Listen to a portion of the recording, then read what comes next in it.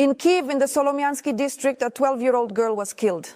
A drone struck directly into a 5-story building, into the apartment where the child was staying. According to preliminary information, the Russians hit the building with German drones. Several other residents were injured. Rescuers fought the fire for about 2 hours.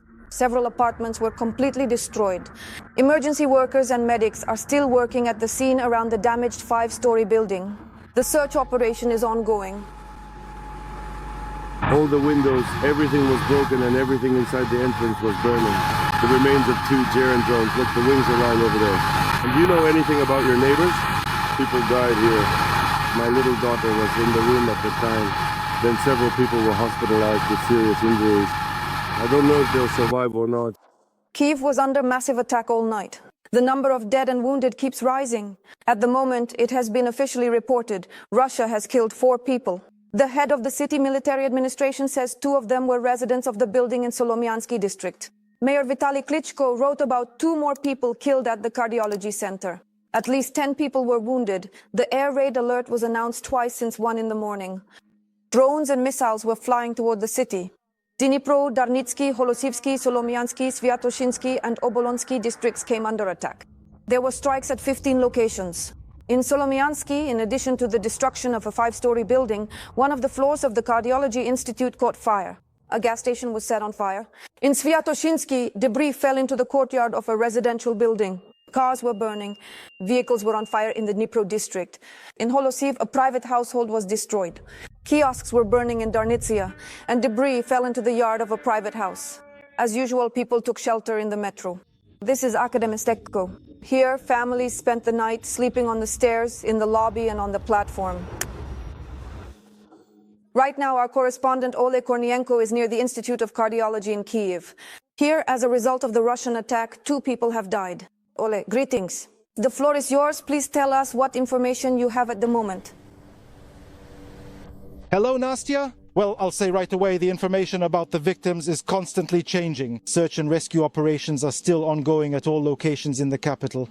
There were large fires under the rubble, and there may still be people at some of the sites. And once again, I'll remind you that the Solomyansky district has suffered the most during yet another Russian drone and missile attack. The Russians struck the Solomyansky district with both missiles and drones, and they targeted not only residential neighborhoods, but as we can see, I'm actually standing near the Cardiology Institute, and you can see the remains where there was a large fire.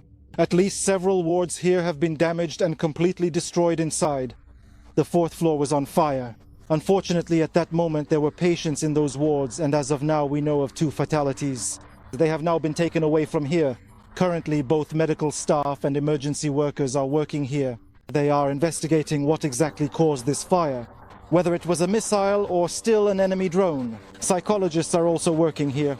For now, the situation is more or less calm, but we are waiting. Official comments and complete information about the consequences and scale of this attack on the Cardiology Institute will be provided soon, after all work is finished. Nastya, thank you, Ole. That was Ole Kornienko, reporting from the capital, from the Cardiology Institute, where 2 people were killed as a result of the Russian attack. Kiev region also came under heavy fire. According to preliminary reports, there are 27 wounded in the region, as stated by the head, Mykola Kalashnik. The highest number, 17, are in the Bucha district. According to the State Emergency Service, this concerns a residential complex in Petropavlivska Borshchahivka. There is extensive destruction there. I live in that 10-story building. The first missile just whistled by, the second missile hit, and there was a huge blaze in the apartment. I immediately went down to the basement. Various wooden fragments were hitting the windows. It was clear that it was some kind of, strike. 7 people were injured in the Fastiv district. Among the wounded, there are in particular 5 employees of a bread factory. In the Bila Tserkva area, the roofs of an apartment building and a private house were on fire, and 6 cars were damaged. 3 people were injured, including 2 women who suffered acute stress reactions. In the Obukiv area, an outbuilding and a private garage caught fire. We are joined by Yuriy Ignat, head of the Communications Department of the Air Force. Mr. Yuriy, welcome. Good morning, Vadim. Thank you. Mr. Yuriy, first of all, what exactly are the significant results of the Air Force's diligent work after this rather prolonged, intense 12-hour overnight alert period? Yes, as you can see, I would have liked to go on air with you earlier, but we still had to let our teams, our operational duty officers, tally up the results of the combat operations. That's why, unlike our usual schedule, we actually published them a little bit later this time. Today, the enemy used 643 aerial attack assets. These include air and sea-launched missiles, among them Kak-101, air-launched attacks, and the aeroballistic Kinjal, Kop-47M2, as well as 8 Kaliber missiles. We also had 2 jet-powered UAVs, which, by the way, were shot down by air defense, and 593 drones. That includes Shaheds, Gerens, and other types. Well, the results have probably already been published. A total of 611 targets were shot down or suppressed by EW. Unfortunately, today we also have direct hits in our tally because a significant number of 31 drones were officially recorded hitting their intended targets today, as well as 5 distinct missiles of various types and classifications. These results ultimately, regarding the hits, match the data from the State Emergency Service by region as it is. In addition to those same hits, we also have the fall of downed missiles and drones, which unfortunately have caused consequences. Today, you can see these consequences in the city of Kyiv. The capital was the main epicenter of the enemy's strike. Today, it was attacked by a huge number of means, and accordingly, after the combat work against them, there are falling fragments of both drones and missiles. And as we can see, in many regions, specifically in the capital, in different districts, we are facing unpleasant consequences as a result of such debris falling. Additionally, taking this significant opportunity on air, I would like to address our resilient people who want to show the devastating aftermath of the enemy's brutal and unprovoked terrorist attacks. And often, again and again, not for the very first time unfortunately, missile fragments and other dangerous debris end up in the public media space, particularly within various popular Telegram channels, causing further distress and concern. Well, today it's once again a Western-made anti-aircraft missile, which today saved some facility or building by destroying an enemy cruise missile.